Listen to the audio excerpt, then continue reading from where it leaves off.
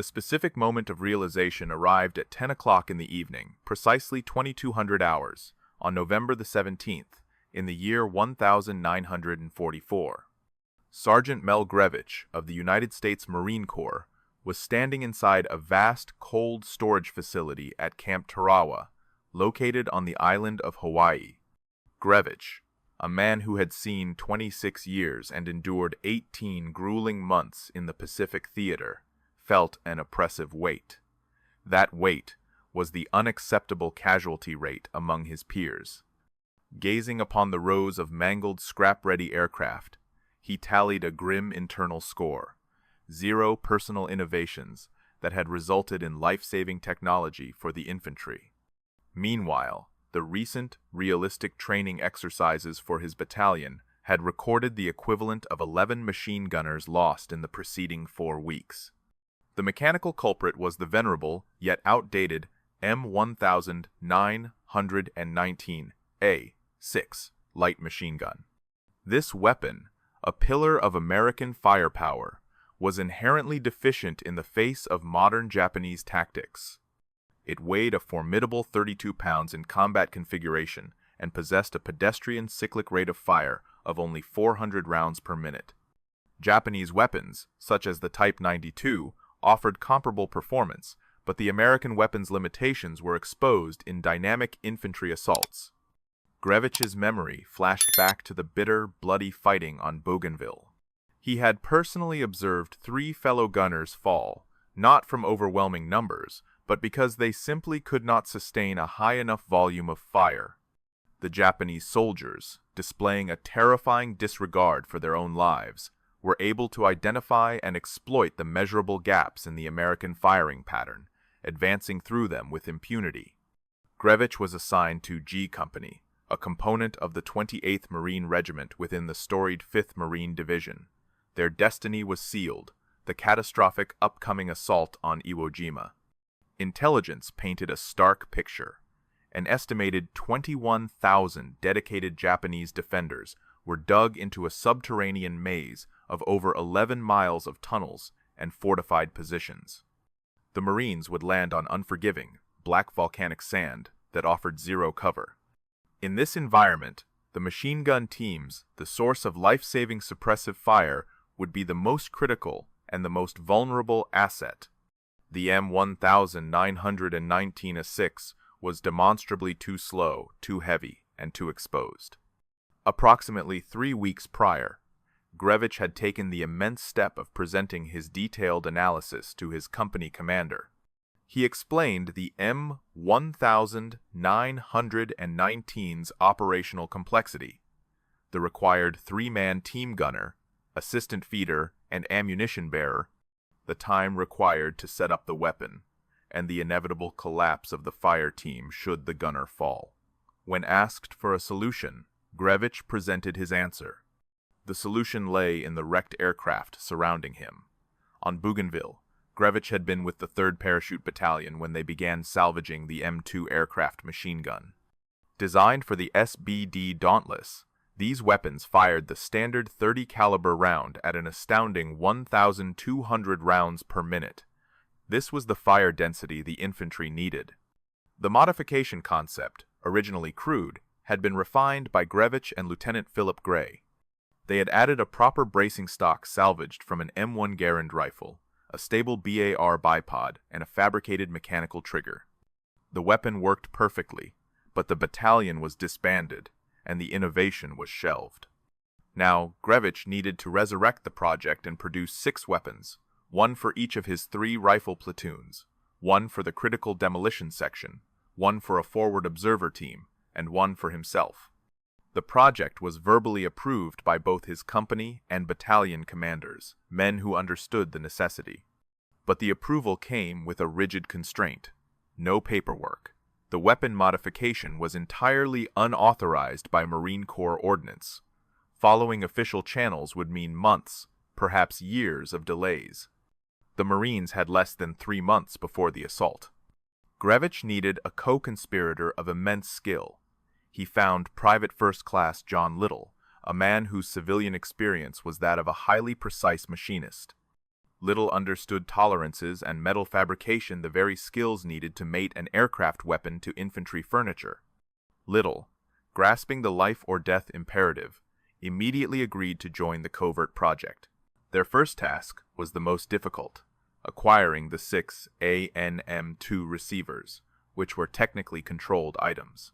The two Marines began a campaign of persistent scrounging across the massive base. They checked maintenance depots, scoured salvage yards, and talked to technicians. They found 3 receivers in a bin marked for scrap, 2 more inside a derelict fuselage, and the 6th was acquired through the military's black market, described by Little as from God knows where. By the end of November, the receivers were secured, but the complex fabrication was just beginning. They had less than 10 weeks before the division was due to sail.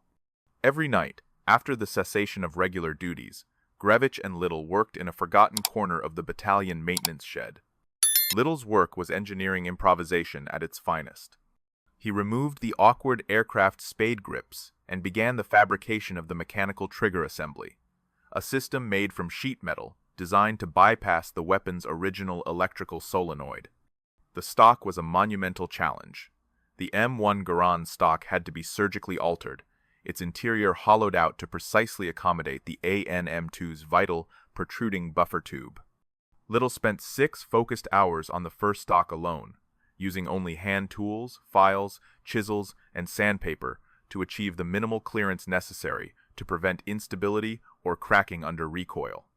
The integration of the BAR bipod was achieved using an adapter plate crafted from quarter-inch steel, which Little expertly welded to the barrel shroud.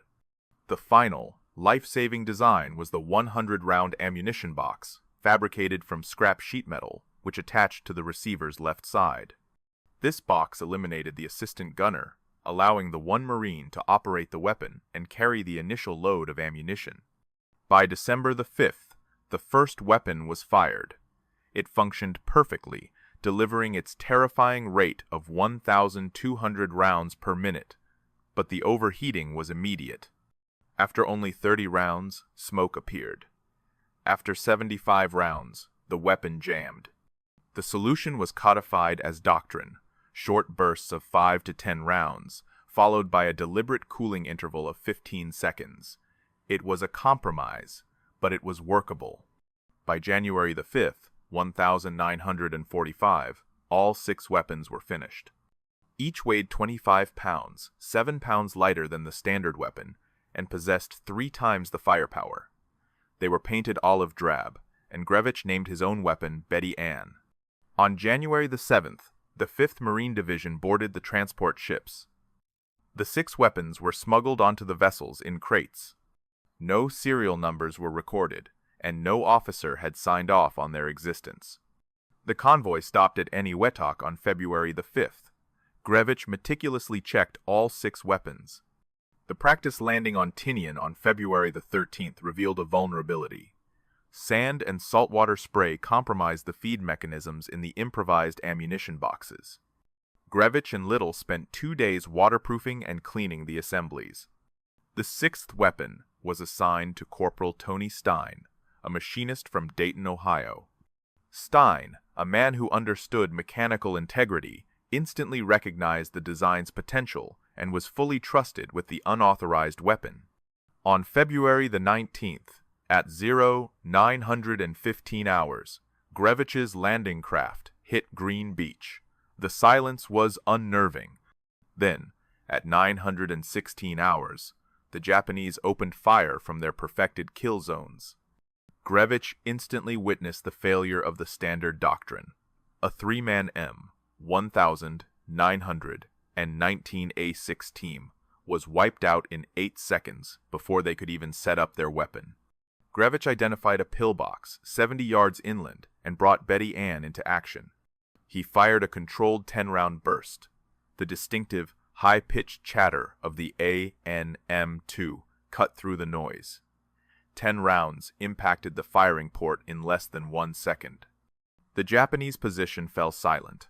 Grevich paused, letting the barrel cool, shifted, and engaged a second target. The ability to deliver the same suppressive effect in half the time was a revolutionary, life-saving advantage. The 6 weapons, spread across the 28th Marines' landing zones, were all brought into action. Grevich could hear the high-speed chatter of the other Stinger guns across the beach. By 930 hours, the high-volume fire from the modified weapons created exploitable gaps in the Japanese defenses, allowing the Marines to push forward into the terraces. Grevich expended his 100 rounds in 15 minutes and reloaded. Throughout the afternoon, the psychological effect of the weapons became evident. The Japanese, accustomed to the M1919's rhythmic pace, were surprised and disoriented by the triple rate of fire. Marines reported hearing shouts of alarm from the enemy positions. Corporal Tony Stein's performance was legendary. He used the Stinger not for static defense, but for aggressive assault. He would advance to close range, suppress the firing port with high-speed bursts, and then rush the position with grenades. By 1500 hours, he had made 8 harrowing trips back to the beach for ammunition, covering 200 yards under fire each time. Critically, on every one of those trips, he evacuated a wounded Marine. By 1600 hours, the 28th Marines had achieved their D-Day objective, crossing the 800-yard neck of the island and successfully isolating Mount Suribachi. Grevich performed a grim inspection of Betty Ann at 1630 hours. The barrel showed clear signs of microfractures and heat stress. Little examined all 6 weapons that evening, concluding that the thin barrels were failing faster than expected. He estimated that the weapons had, at best, 48 hours of effective service life remaining before total failure. There were no spares. Part 3. The Barrel's End and the Missing Men. February the 20th saw the beginning of the assault on the 550-foot Mount Suribachi. The advance was immediately met with devastating, interlocking fire. The modified weapons became essential for breaching the natural choke points. By 0900 hours, the predicted thermal failures began. 3 of the 6 weapons were immediately lost. The first platoon weapon suffered a catastrophic barrel split. The demolition section weapon succumbed to sand and a feed mechanism failure. The third platoon weapon suffered critical overheating after only 40 minutes of continuous action, warping the barrel beyond the point of accuracy. The loss of these weapons immediately slowed the regiment's advance. Grevich was forced to conserve his ammunition, reducing his burst length to a minimum of 3 rounds, selecting only critical targets. At 10:45 hours, the second platoon weapon failed when the improvised sheet metal trigger assembly snapped off. Only 2 weapons remained, Betty Ann and Stein's weapon. They were isolated, fragile, and running on borrowed time. Betty Ann fired its last rounds on February the 21st at 0815 hours. Grevich had loaded his final belt of 50 rounds. After firing 3 10-round bursts to silence a machine gun nest, he attempted a 4th. The weapon jammed. The firing solenoid finally failed under the combined assault of heat and vibration. Betty Ann was finished. Grevich was forced to set the weapon aside and continue the fight with an M1 Garand. The weapon he had spent 3 months designing had lasted just 72 hours in the forge of combat. Corporal Stein's weapon proved the most durable. Lasting until February the 24th, it finally failed violently, suffering a complete barrel fracture near the chamber. By February the 26th, all 6 modified weapons were non-functional.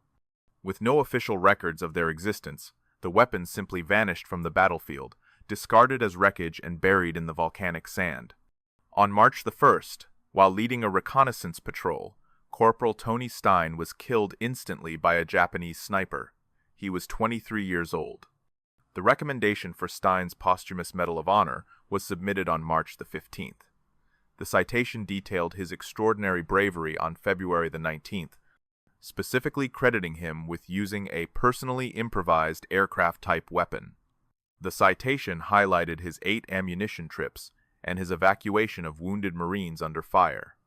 The citation was approved by the entire chain of command, from the regimental commander to Admiral Chester Nimitz, and finally signed by President Harry Truman.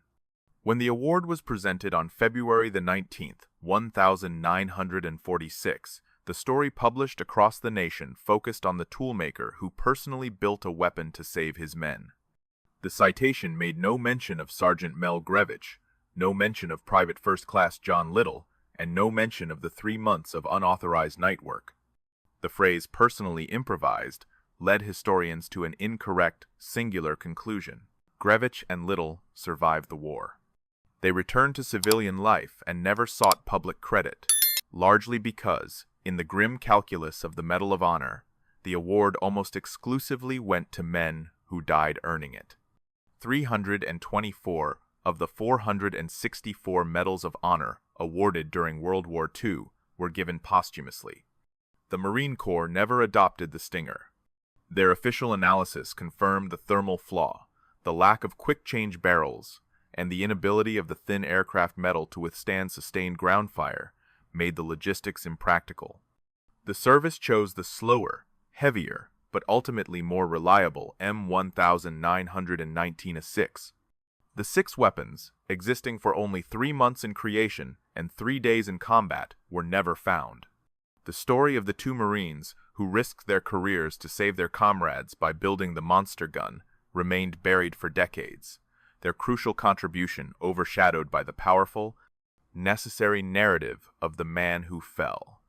Grevich and Little built the weapon. Tony Stein gave his life proving its value, and for too long, only one was remembered.